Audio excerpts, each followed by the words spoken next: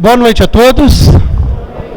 É um prazer muito grande retornar aqui ao Centro Espírita Francisco de Assis, onde nós já firmamos aqui algumas amizades, muitas amizades, e estamos tendo a grata oportunidade de fazer mais amigos, porque a única coisa que vale mesmo nessa vida é granjear amigos, é fazer muitas amizades, porque daqui a pouco 50, 60, 70 anos nós estaremos de retorno à pátria verdadeira, e as vibrações da saudade que terão de nós, das boas lembranças que terão de nós, é que nos manterão felizes onde nós estivermos.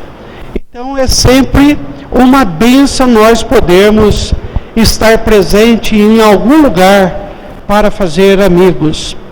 Gostaria aqui de desejar a todos vocês um feliz ano novo, de muita paz, de muita saúde, de muita prosperidade, sobretudo de prosperidade espiritual. Que a gente tenha bastante conquistas espirituais, sobretudo no campo das virtudes, porque é nesse campo abençoado das virtudes que nós viemos trabalhar. E trabalhando nele, nós sabemos que vamos vencendo as nossas imperfeições.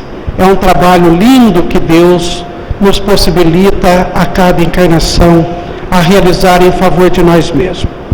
E hoje, como foi divulgado aqui pelo nosso irmão, nós vamos abordar um assunto, um tema que é muito importante, sobretudo para nós que estamos iniciando o novo ano no calendário terreno, já que no começo do ano a gente cria tantos ideais, estabelece objetivos, estabelece metas a serem alcançadas em alguma coisa. Então que nós também não esqueçamos de estabelecer algumas metas para alcançar essa virtude chamada humildade. Por que nós devemos refletir a humildade? Porque é a virtude estrutural de todas as outras virtudes. Nós aprendemos com a doutrina espírita que a caridade é a maior entre as virtudes.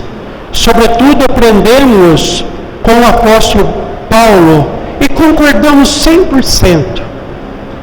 A caridade é a maior entre as virtudes, embora não seja essa caridade que muitos de nós ainda entendemos, mas é a caridade que um dia iremos todos praticar.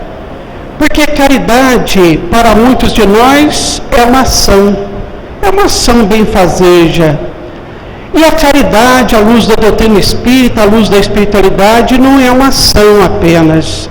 A caridade é um sentimento que se coloca numa ação benfazeja. É um sentimento. E não é aqui o Ismael que está dizendo isso. É o próprio apóstolo Paulo que nos leva a refletir sobre a questão. Quando ele diz mais ou menos em síntese isso: mesmo que eu der tudo que eu tenho aos pobres, se não tiver caridade, nada sou. Então, caridade não é dar, caridade é dar-se, dar de si mesmo, dar das nossas virtudes, exercitar as virtudes em favor do outro, colocando todo esse sentimento de amor nas nossas ações fraternais, nas nossas ações solidárias. Mas eu não vim falar da caridade, eu vim falar daquela que, se não a maior das virtudes, é a virtude fundamental, estrutural. É ela que acende todas as virtudes para serem exercitadas até chegar à caridade, que é a humildade. Nós precisamos entender essa questão muito rápido, porque sem humildade não teremos em nós nenhuma virtude. Podemos ter mesmo os vernizes das virtudes em nós. Quantos de nós estamos cheios de vernizes? Exercitamos essas virtudes quando nos convém, no lugar que for necessário, mas ela não é natural em nós. Ela não se expressa naturalmente em todos os lugares e em todos os momentos. Porque são vernizes. Nas palavras de Paulo, são capas que nós vamos colocando em nós para mostrarmos socialmente, não é? Então, sem a humildade, sem construirmos a humildade em nós, sem aceitarmos essa virtude estrutural, nós não acendemos nenhuma das outras virtudes, porque elas dependem da humildade, ela depende dessa virtude estrutural. As virtudes vão acendendo em nós na proporção que a humildade vai sendo construída e, evidentemente, vivenciada por nós. É muito importante isso. Então, é muito interessante que nós, que sonhamos em ser virtuosos, prestemos atenção naquela que vai começar esse trabalho em nós, não é? Uma outra questão que nos leva a refletir a humildade é o fato dela ser um antídoto natural daquele que é o nosso inimigo número 1, o orgulho. A nossa chaga maior. O orgulho é o nosso inimigo, sim, como eu disse. Muitos de nós, às vezes, observamos chegar na casa espírita, chegamos a observar chegando na casa espírita,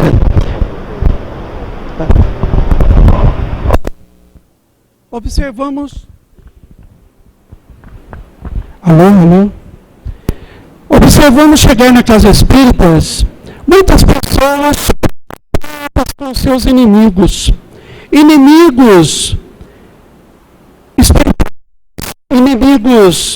encarnados, e logo nós imaginamos, puxa vida, se essa pessoa soubesse que ela só tem um inimigo, e esse inimigo mora dentro dela mesmo, chama orgulho. Hoje nós sabemos, através da doutrina espírita, e ele é que produz, que estabelece todas essas nossas outras inimizades exteriores, encarnadas e desencarnadas, nós logo trataríamos de vencer esse inimigo cruel. Por isso que Jesus tão sabiamente diz: eu não vim trazer a paz, mas a espada. O que é a espada? O conhecimento das leis do amor, para que nós então estabeleçamos guerra, porque a espada é sim um instrumento de guerra, mas nós estabelecemos uma guerra, não com os outros, mas conosco mesmo, com o nosso único e verdadeiro inimigo que temos, que é o orgulho. O orgulho é que tem provocado em nós os grandes conflitos de relacionamento, muitos tipos de depressão, vazio existencial, frustrações, tantas e tantas outras enfermidades espirituais. Ele tem provocado, elaborado em nós, patrocinado grandes desavenças. Enfim, é o orgulho que temos que vencer dessa vez. É o orgulho. Se temos que guerrear com alguém, né, ou com alguma coisa, esse é o orgulho. O orgulho que mora dentro de nós mesmos. E não tem outra maneira, à luz da doutrina espírita e à luz do Evangelho de Jesus, de vencer o orgulho, senão pelo desenvolvimento da humildade. Pelo desenvolvimento da humildade. Ismael, mas o orgulho faz tantos desarranjos, criam tanta desarmonia em nós assim? É verdade. Pode observar, você pode parar um minutinho e observar que muitas das tuas inimizades, se não fosse aquele momento que o teu orgulho falou mais alto, você talvez estaria desfrutando da amizade da pessoa até hoje. Quantas vezes julgamos duramente as pessoas, estimulado pelo orgulho que está em nós? Quantas vezes invejamos, cobiçamos, né, as coisas alheias, às vezes até qualidades espirituais dos outros, estimulados pelo nosso próprio orgulho. E uma das coisas que nós mais equivocamos com a força do orgulho que mora em nós é continuarmos julgando os outros. Quantos de nós julgamos pelo pensamento, julgamos em palavras, julgamos até em ações os outros, mesmo lembrando que Jesus, tantas vezes no seu Evangelho, nos recomenda a não julgar, porque nós não temos nenhuma condição de julgar qualquer coisa que seja. Por quê? Porque nós estamos tão limitados aqui na Terra, que quando vamos julgar, a única coisa que nós conseguimos julgar são as ações das pessoas. Mas Deus não julga ações, Deus observa as intenções. Portanto, aquilo que para muitos de nós é equivocado, para Deus está correto. E para muitos de nós, aquilo que está correto, para as leis de Deus, está equivocado. Porque nós podemos apenas julgar ações. Para vocês entenderem um pouco mais sobre aquilo que eu estou querendo dizer, que realmente nós não temos condição nenhuma de julgar ninguém, nós não podemos dar essa força para o nosso orgulho, continuar levando-nos a esse equívoco espiritual gravíssimo. Eu vou contar uma historinha para vocês. Trata-se de um mineirinho, como eu, né? Dizem que havia um mineirinho, muito bom, um homem tranquilo, um homem generoso, um homem muito tranquilo mesmo, muito amigo dos amigos, muito família, gostava da natureza, dos animais sobretudo, mas vivia num lugar onde não tinha nenhuma comunicação. Não chegava lá para ele nenhuma informação, ele morava numa região muito montanhosa. E aconteceu um dia o que acontecia todos os dias.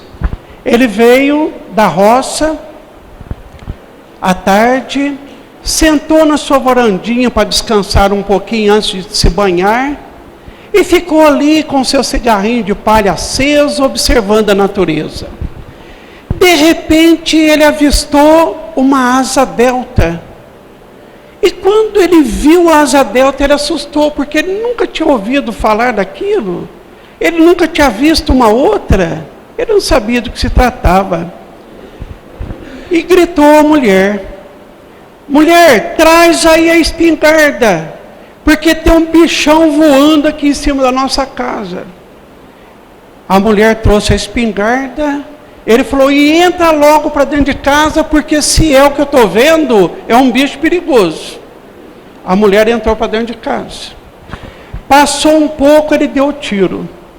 A mulher, muito curiosa, saiu correndo e perguntou-lhe: Quinzinho, você matou o bichão que estava voando aí em cima? Ele falou, se eu matei, eu não sei. Mas que ele soltou o homem que estava segurando, ele soltou. Aí eu pergunto para vocês, vocês condenariam o Quinzinho pela morte daquele homem? Não, não era essa a sua intenção. A intenção, pelo contrário, era salvá-lo. Então, queridos, vocês riram, mas nós estamos dando tiro em asa delta todos os dias. Todos os santos dias nós ficamos dando tiro em asa delta. Achando uma coisa que não existe, que não é. E agindo sem necessidade. Mas ainda somos muito ignorantes espiritualmente falando. Por isso não temos nenhuma condições de julgar nada, ninguém, coisa alguma. Então, fique atento, porque o orgulho, o nosso orgulho, é que nos estimula a esses equívocos. Esses equívocos. O orgulho também é aquele que não permite perdoarmos os mais simples enganos que cometem conosco. Aquelas coisinhas tão pequenas que às vezes um ser humano faz e nem está percebendo que está fazendo. Mas a gente se irrita, se melindra, se enche de raiva, enche o coração, porque mexeu com a estrutura do orgulho. E nós ficamos aí num campo muito perigoso, chamado ressentimento. Quantas pessoas ressentidas vivem no mundo? Quantas pessoas enfermas têm a sua origem enfermiça no ressentimento, na falta do perdão? Por isso que hoje muitos hospitais do mundo já estão trabalhando na sua estrutura o perdão terapia. Pessoas que se reúnem em grupo para aprender a perdoar. E quando conseguem, melhora muito a qualidade de vida, retoma o estado de saúde.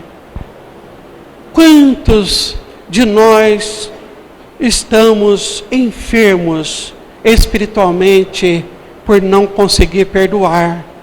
Tamanha força do orgulho que vibra em nós. E ressentimento, lá em Minas Gerais a gente fala que é uma coisa de burrice. Ressentimento é falta de inteligência. Inteligente é o que nós aprendemos com a doutrina espírita. O que é perdão? Perdão é inteligente. Perdoar é libertar-se. E só alçam voos maiores os libertos. Então você quer que a sua vida dê certo, quer que a sua vida flua com sucesso? Perdoa, mantenha-se livre. Ah, mas e se o outro não me perdoar? Problema do outro. Você já está livre. Você já está liberado para alçar os seus voos. Voos que todos nós estamos destinados a realizá-los.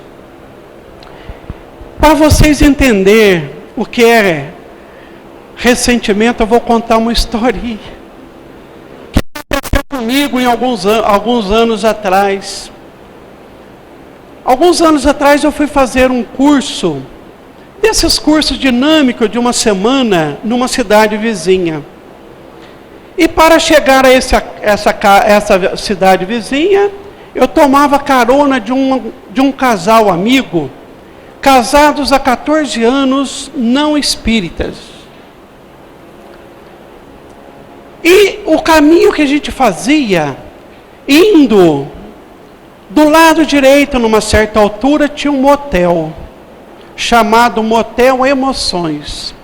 E bem de frente ao Motel Emoções, um aras de cavalos manga largas, lindo, mas um aras muito bem cuidado, aquelas cercas branquinhas, envolvidas por primaveras multicores, com os potros manga largas, lindo, mas era um lindo lugar.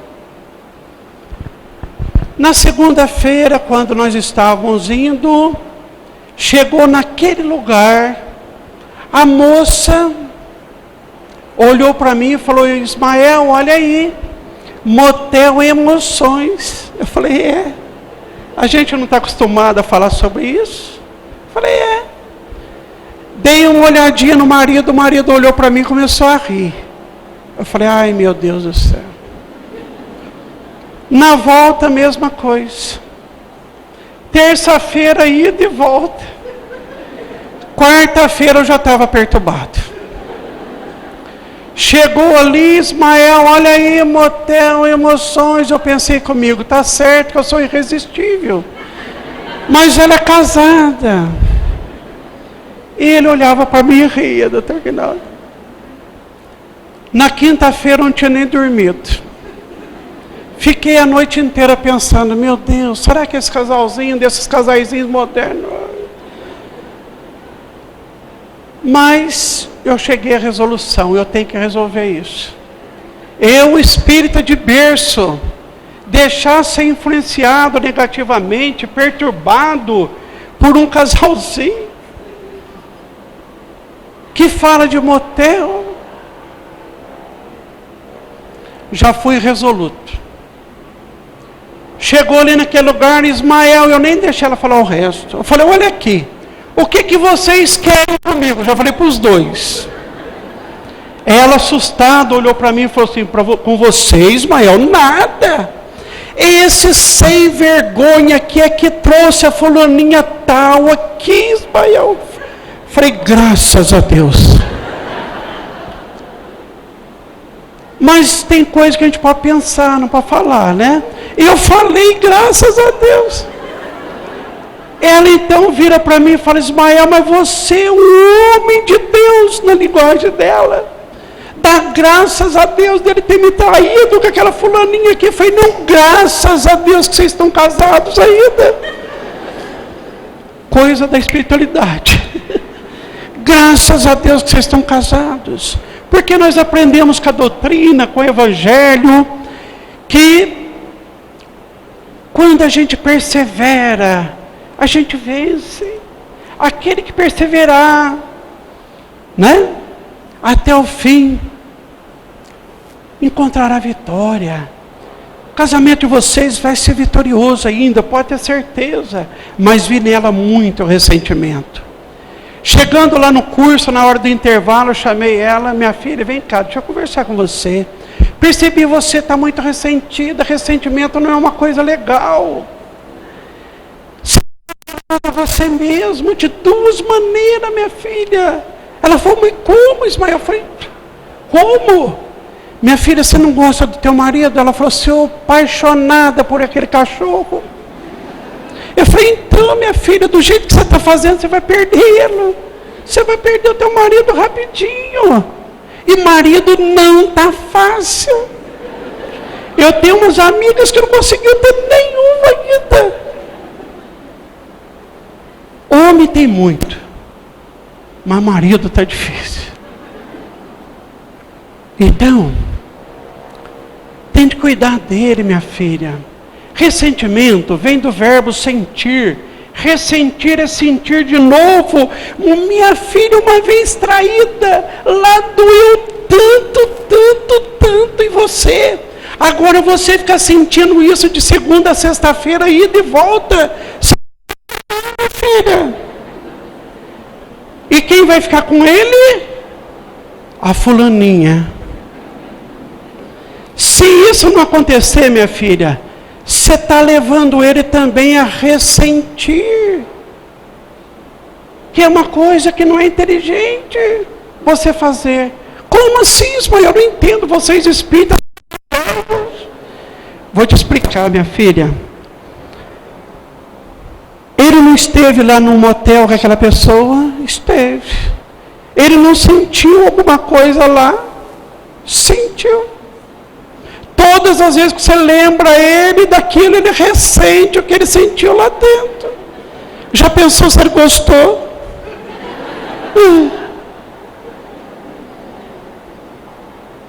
Então, minha filha, esses momentos aparecem na nossa vida como provações. Sabe-se Deus, quantas vezes você não fez isso em encarnações anteriores? E agora uma vezinha, você sentir que isso não é legal, que isso dói muito no coração do outro. Aceita e cuida do teu casamento. Tira isso de foco. Ela ficou pensando, na volta, eu já vim até esticado, dormindo ali atrás. Cochilando no banco de trás. Chegou naquele ponto. Ismael, falei, ninguém merece. Que lindo aras é esse, Ismael? Vocês estão rindo. Legal. Com certeza você não tem um motel na sua vida. Mas tem alguma coisa em você que não está dando certo. Tem alguma coisa em você que não está legal. Você está focado negativamente. Tem alguma coisa em você que você está ressentindo. Uma vez doer é uma contingência natural da vida. No mundo de provas e expiações como o nosso. Mas ficar ressentindo é uma opção de cada um. Para de sofrer. Para de estabelecer sofrimento para você. Olhe o outro lado da sua estrada. Vê o que está reservado para você. Quanta coisa maravilhosa Deus está reservando para você. Curte. Curte. Tira o teu foco daquilo que te machucou tanto, para você poder seguir, e daqui a pouco sentir vitoriosa, porque aquele perseverar até o fim, será salvo. Mas será salvo aquele que perseverar perdoando e entendendo, amando e servindo. É para isso que fomos preparados tanto tempo na espiritualidade. Quantos de nós ficamos dezenas e dezenas e dezenas de anos sendo preparados no mundo espiritual para passarmos as nossas provações, fazer os nossos resgates aqui, até com uma certa alegria cristã, com coragem, com positividade. Se você sentiu o impacto da dor, da traição, do desamor, pior para o outro. Pior para o outro. Não estabeleça o pior para você. Deixe o curso da natureza tomar o seu fluxo natural, para que todos nós aprendamos as lições e optamos por deixar o nosso orgulho do lado e ficarmos com as leis do amor, que deve pautar as nossas ações, os nossos sentimentos, os nossos pensamentos daqui para diante. Então, queridos, só com o desenvolvimento da humildade nós vamos desarticular a força do orgulho em nós. Só com o desenvolvimento da humildade nós vamos enfraquecer esse inimigo, vencê-lo, quem sabe, daqui a algumas encarnações. Então, vamos trabalhar. Vamos trabalhar. Nós não podemos confundir humildade com outros tantos estados que a vida às vezes mostra para nós. Não podemos confundir humildade, por exemplo, com pobreza, com simplicidade, com maneira de vestir, com condição econômica. Nada disso. Condição cultural, intelectual, nada disso. Cada coisa é uma coisa. Nós temos um costume aqui na terra, por exemplo, de olharmos para uma pessoa pobre e dizer, nossa, aquela pessoa é tão humilde, falando da pobreza. Pobreza é uma outra coisa. Às vezes, é difícil de entender, mas a gente vai refletir aqui. Sobretudo aquelas pessoas que estão acostumadas a visitar famílias carentes, sabem perfeitamente do que eu estou falando. Eu, você, todos nós aqui conhecemos muitos pobres, que não são nem simples e nem humildes. Conhece? Conhece?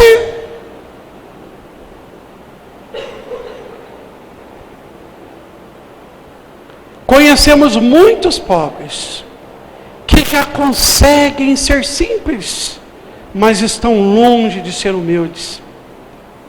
E conhecemos pobres e ricos, que são humildes de coração. Porque a humildade independe de qualquer coisa. A humildade é da parte estrutural, moral do ser. Qualquer um, esteja na condição estiver, poderá acendê-la em si. Então, nós não vamos confundir mais essa santa virtude com outras condições que não tem nada a ver com humildade. Ismael, eu nunca tinha pensado na humildade dessa forma. O que eu devo fazer? O que eu tenho que fazer para acender essa virtude em mim, para que as outras virtudes que eu sonho também possa acendê-las, que eu possa deixar cair as minhas capas, como diz o apóstolo Paulo, deixai cair vossas capas. Esse é o primeiro trabalho que temos que fazer em nós, para que a verdadeira humildade comece a acender. Deixar cair vossas capas. Deixe os seus vernizes sociais, seus vernizes de virtudes caírem. Porque elas não são reais. Esses vernizes não são reais. São elaborados pela nossa imaginação, de acordo com as nossas conveniências humanas. Mas nós não somos apenas um ser humano, nós somos um ser espiritual. Daqui a pouco sabemos que estaremos no mundo da realidade espiritual. E lá quem é lobo, quem é cordeiro é cordeiro. Não terá cordeiro vestido em pele de lobo. Ou é um ou é outro. Então, deixa cair vossas capas, para que fiquemos com o nosso campo moral limpo, favorável para uma nova construção. E aí então vamos construir a humildade. Primeiro, aceitando ser filho, filha de Deus. Porque muitos de nós, seres humanos, estamos ainda aqui na terra aceitando um Deus apenas criador. Só isso.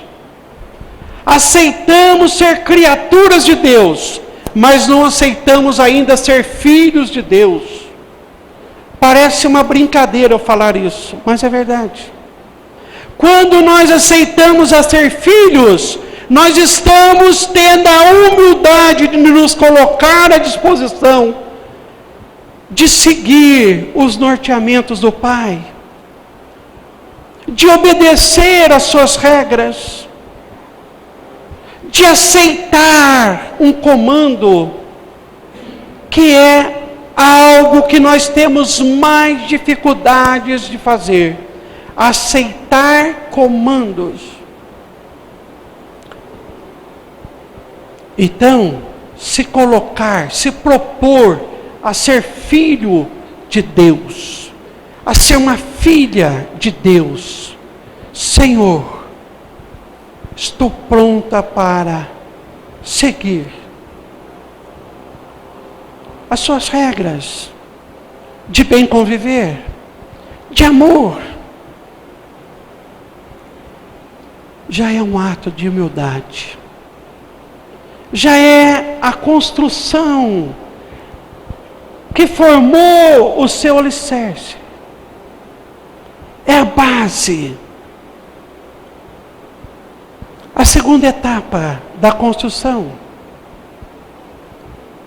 Aceitar as coisas como elas são. Porque muitos de nós queremos que as coisas do mundo sejam do nosso modo. E não como elas são. Aceitar as coisas como elas são. A partir do momento em que eu aceito as coisas como elas são, eu estou pronto para modificá-lo, ou para modificá-las naquilo que é necessário. Mas enquanto eu não aceitar, eu não modifico em nada. Porque muitos de nós, seres humanos, muitos de nós, espíritos encarnados, sofremos da síndrome do se. Se eu tivesse feito isso, se eles não tivessem feito isso comigo, se... E ficamos no se. Ficamos ali justificando as nossas próprias desgraças, as nossas próprias ignorâncias, estabelecendo uma condição pequena para todos nós. Não. As coisas são assim. E eu quero modificá-las. Aconteceu para mim. E eu tenho que fazer algo daqui para diante. Aconteceu. Aconteceu. Eu não posso negar que aconteceu para mim. Deixa eu tocar a minha vida daqui para diante. Aí a transformação acontece. Para construirmos a próxima etapa da humildade em nós. Aprendermos o mais rápido que pudermos. Colocarmos no lugar dos outros. Porque quando a gente se coloca no lugar do outro, aquilo que estamos julgando no outro, aquilo que estamos condenando no outro, deixa de existir. Porque quando nos colocamos, quando nos projetamos para o lugar do outro, vamos logo entender que se no lugar do outro eu estivesse levado pelas circunstâncias que ele foi levado, eu estaria fazendo o que ele está fazendo, ou muito pior. Muito pior. Teremos uma outra humildade, uma outra humanidade, o dia que nós aprendermos a nos colocar no lugar do outro. Teremos uma outra humildade, uma outra humanidade. Teremos uma humanidade muito mais fraterna. Teremos talvez já um pouco daquela humanidade que Jesus espera de nós. Mas enquanto nós estivermos achando que o centro do universo é o nosso próprio umbigo, é isso que nós estamos vendo aqui, na Terra. Uma humanidade até certo ponto cruel. Cruel. Que julga, condena, critica. Fecha as portas. Estabelece guerra. particular, guerra coletiva. É isso. Não. A nossa felicidade está em fazer a felicidade do outro. A nossa felicidade está em fazer a felicidade do outro. Uma lei cristã. E por último, para concluirmos a obra da humildade em nós, já temos a capacidade de amor a ponto de sentir o outro, sentir a dor do outro, chorar a lágrima do outro, mas sobretudo felicitar-se pela felicidade do outro. Cá entre nós, muitos de nós aqui da terra já estamos com condições de chorar a dor do outro, de sentir a lágrima do outro, mas quando se trata de felicidade do outro, quase sempre questionamos: por que não eu? Por que não eu?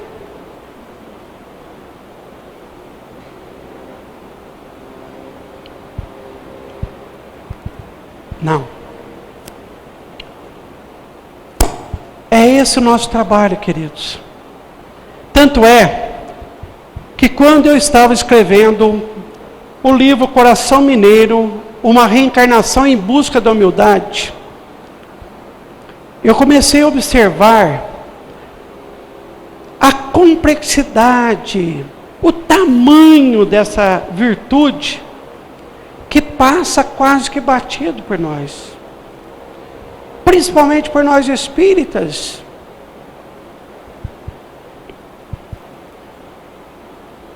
E a benfeitora Otília fala no livro que quando nós estamos elaborando o nosso projeto existencial, o primeiro item que os espíritos elaboram pela sua própria vontade, buscar o desenvolvimento da humildade. Porque no mundo espiritual, sabe-se, todos os espíritos, que é essa virtude que acende no homem todas as demais virtudes. E que a verdadeira felicidade que nós buscamos é o efeito do exercício de todas as virtudes que estão em nós. Isso é felicidade. Então estabelecemos lá o primeiro item: busca da humildade, desenvolvimento da humildade. E chega aqui, às vezes acabamos por esquecer. Damos aso de novo àquele nosso inimigo número 1, para que ele comande a nossa vida e estabeleça mais desgraças na nossa encarnação: o orgulho. E nós temos que pensar nessa existência, sobretudo, com mais afinco. Devemos estabelecer projetos, metas para o desenvolvimento dessa virtude em nós, porque hoje nós espíritas sabemos que essa existência que estamos desfrutando é com certeza a existência mais importante de todas aquelas que já tivemos. De todas as que já tivemos. Porque ela será decisiva para nós. Essa existência que vai estabelecer se vamos continuar reencarnando na Terra como mundo de regeneração ou não. E eu posso dizer para vocês que para continuarmos reencarnando no planeta Terra, o passaporte que nós precisaremos ter em mãos é a humildade. Mas onde você viu isso, Ismael? No Evangelho de Jesus, quando ele mesmo diz: herdarão a terra os mansos e os pacíficos. Pois, queridos irmãos, queridas irmãs, não teremos mansuetude nenhuma na alma, não teremos pacificação íntima nenhuma, sem antes acendermos a humildade em nós. Não teremos nenhuma virtude e automaticamente nenhum estado de pacificação íntima sem iniciarmos pela humildade. Então, esse é o nosso trabalho. Esse é o nosso trabalho. Eu gostaria aqui de lembrar que também o orgulho, nós precisamos ter cuidado, porque o orgulho também é confundido com muitos outros tipos de sentimentos e comportamentos. É confundido também. Às vezes a pessoa é previdente e ela é taxada como orgulhosa. Só para vocês terem uma ideia, eu vou contar uma história, que é uma história da minha família. Eu venho de uma família de pessoas da roça, da lavoura. E o meu pai porque quis morar na cidade quando a gente era pequeno. Ele gostava de enxada. Ele não gostava, era do cabo da enxada. Entenderam? Aí ele quis ir para a cidade. E trouxe a gente pequeno ainda para a cidade. E foi trabalhar num laticínio, muito conhecido no Brasil, que tinha uma unidade lá na minha terra. E uma época, essa empresa desinteressou pela unidade de Guaxupé. Estava construindo uma aqui no estado de Goiás. E aí então, os funcionários que já eram pobres, ficaram 8 meses sem receber o seu salário mínimo. Imagina a situação que a gente viveu, não é? Então a gente comia o que tinha no fundo de casa. O meu avô tinha um sítio, mas a minha mãe não deixava falar a nossa situação para ele. Eu tinha uns tios avós que também tinham sítios, mas ela não deixava comentar com ele. Eu tinha uns 9, 10 anos, já ajudava na campanha do quilo, na campanha Alta de Souza, do Centro Espírita Nova Era, que toda a minha família fazia parte, e lá em casa, com muita necessidade. Chegou um ponto que eu falei para minha mãe: mamãe, deixa eu conversar com o senhor Raimundo, que era o diretor da Casa Espírita, deixa eu conversar com o senhor Raimundo para ele dar uma cestinha para nós. Ela falou: de jeito nenhum, aquilo é para os pobres. Eu falei: mas mais pobre do que nós, mamãe. Não, se chegar com cestinha aqui, vai voltar. E eu achei a minha mãe muito orgulhosa. Eu falei: ela também era de berço espírita. Eu falei: minha mãe espírita, fez evangelização, mocidade espírita, com orgulho desse. E carreguei aquilo por muitos anos. Meu pai foi para uma outra empresa, tal, e fomos melhorando, aquela criançada começou a trabalhar, enfim, fomos indo. Quando a minha mãe já estava idosa, viúva, eu sentado com ela um dia lá no jardim, lembrando as coisas boas que nós vivenciamos e as coisas também difíceis que vencemos, e lembramos desse fato, daquela necessidade que nós não tínhamos quase nada para comer.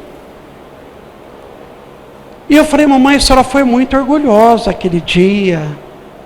A senhora podia ter deixado a gente trazer uma cestinha lá do centro. Ela falou, não, Ismael, eu não fui orgulhosa não. Como não, mãe? Só não deixou eu pedir a cesta para o senhor Raimundo. Ela falou, não, meu filho. Eu tinha muito medo de nós aprendermos a pedir. Mas eu tinha muito medo.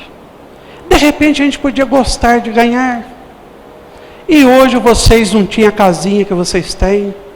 Não tinha carrinho que vocês têm. Estaríamos talvez pedindo até hoje. Aí, vivendo da caridade pública. Eu quase desabei. Eu que achei que a minha mãe tinha sido orgulhosa. Então, muitas vezes, a sabedoria espiritual faz com que algumas pessoas tenham algumas atitudes que não é de orgulho. É prevenção para o mal maior. A gente também tem que saber entender isso e levar a nossa vida adiante. Queridos, encerrando então, as consequências de nós, evidentemente, experimentarmos em nós a humildade, devem ser maravilhosas. Vale a pena nós investirmos, porque os humildes estão sempre felizes. Os humildes estão sempre pacificados. Os humildes estão sempre gratos. Os humildes têm sempre um sorriso estampado no rosto. Os humildes não invejam, não frustram. Os humildes apenas agradecem cada dia que desfrutam aqui na terra. E não é isso que nós queremos, é isso que desejamos. Não é isso que todos nós queremos lá no fundo da nossa alma, é isso. Os humildes às vezes cala para que um tolo possa falar um pouco mais. O humilde cede para que não estabeleça a guerra. Sabiamente ele cede. Porque, segundo Jesus, para que não haja guerra, alguém tem que optar pela paz. E só o humilde é capaz de optar pela paz. O humilde não cobiça, ele partilha o que tem. Ele divide. Por isso que os humildes sentem Deus na sua mais profunda a proximidade. Por isso que os humildes têm uma ligação mais afetiva e efetiva com Jesus. Por isso que as grandes sabedorias espirituais quase sempre vêm daqueles mais humildes, que às vezes a sociedade nem tem um olhar voltado para eles.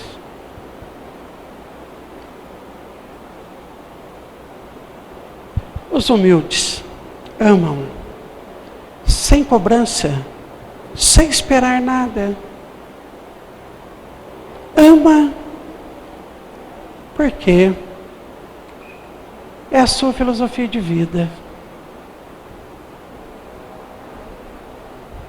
Então, é essa virtude que estamos há milênios à procura. Estamos há milênio em busca. No Coração Mineiro nós vamos encontrar um homem que foi presidente de Minas Gerais, um governador de Minas Gerais, que fez muito pelo nosso estado, mas retornou pobre para o mundo espiritual.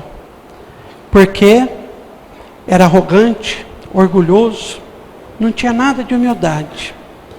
E lá, observando que muito fez, e nada de bom poderia desfrutar, entendeu que faltou a ele essa virtude que todos nós estamos em busca. E ele então ficou muitos e muitos anos no mundo espiritual, sendo preparado para vir e buscar a humildade. E a sua saga, a sua vida, é para nós um ensinamento do começo ao fim, daquilo que nós também devemos fazer. Como ele construiu muitas inimizades com o seu orgulho, aqui na terra teve muitos problemas espirituais, o que fez ele encontrar o Espiritismo. No que ele encontrou o Espiritismo, ele encontrou os benfeitores espirituais, que também começaram a norteá-lo para a sua conquista. E o quanto que nós temos que aprender dessa virtude. Ele escolheu uma vida simples do campo, mas nós vamos ver que a força do Espírito, esteja ele onde estiver, acende, no caso dele, a sua liderança, a sua capacidade administrativa, tudo isso acendeu, mas dessa vez, junto da humildade.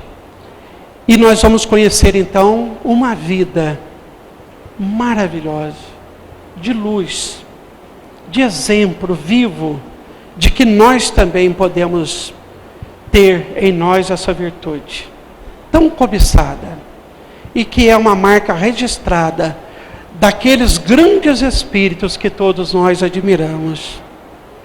Então, queridos, que Deus, Jesus, os bondosos amigos espirituais, os nossos guias em particular, nos auxiliem, no sentido de que nessa existência, a gente trabalhe um pouco mais, pelo menos que a gente tenha coragem de deixar cair as nossas capas, para que mais natural, mais verdadeiro, nós possamos começar a trabalhar em nós a elaboração dessa virtude, que farão de nós pessoas diferenciadas para o bem, para a luz, para Deus.